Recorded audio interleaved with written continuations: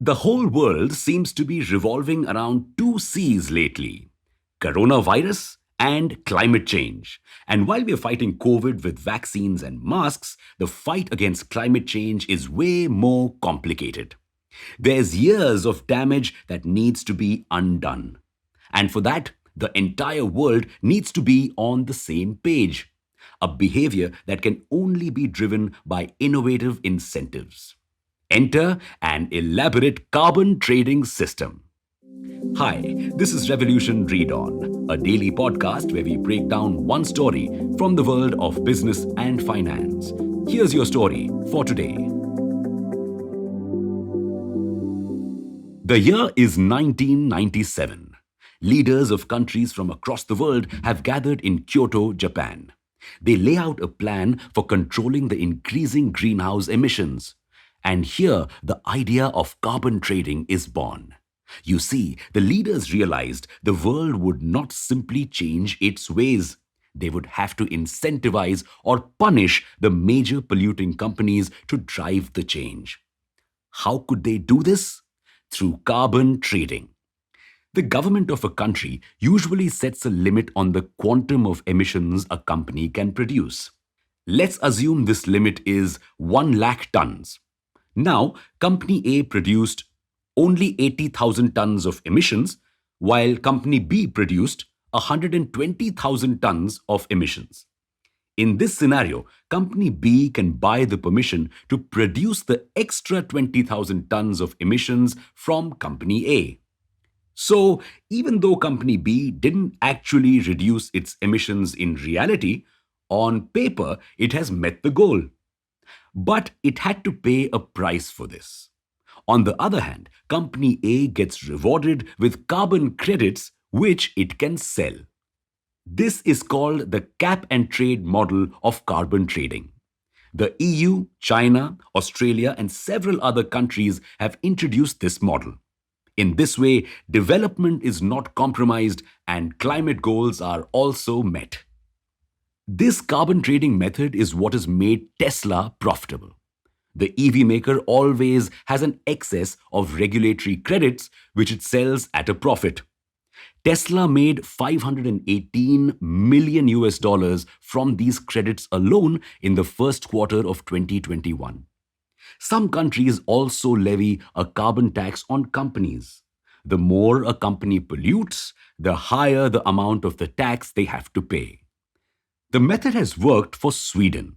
It has reduced emissions by 25% since 1991, even though the country's economy grew by 60%. But doesn't a combination of negative and positive reinforcements sound better? The reward will encourage more companies to do good. And so, most countries prefer the carbon credits method. The demand for carbon credits is growing, and the carbon offsets market is expected to be worth 100 billion US dollars by 2030. While this sounds wonderful on paper, there's been a lot of confusion. The recent COP26 conference has solved many of these issues. Around 200 countries have agreed to create a new and more efficient carbon trading framework. The first issue is double counting. What's that? For instance, India removed 10 tons of emissions from the atmosphere. So it gets 10 carbon credits. It sells these carbon credits to Pakistan. Now, because India produced the credits, it wants to show this as its achievement in reducing emissions. But since Pakistan bought them, it wants these to be counted as its credits. What ends up happening is both countries claim that they reduced 10 tons each, that's 20 tons total, when only 10 tons have been reduced from the environment.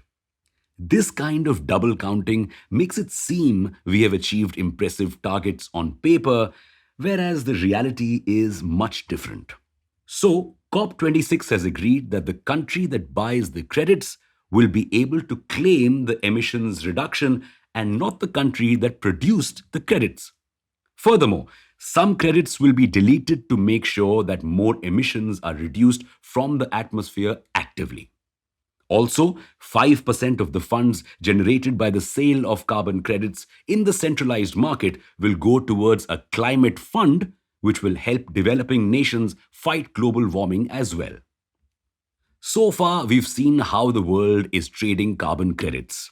But now, let's zoom in a little closer and take a look at what is happening in our country. India doesn't really have a developed carbon trading market like other major countries. However, we have several schemes that promote sustainability, like the Perform, Achieve, and Trade scheme, which was introduced in 2011, works like the cap and trade system, but it only targets large industries that use a lot of energy.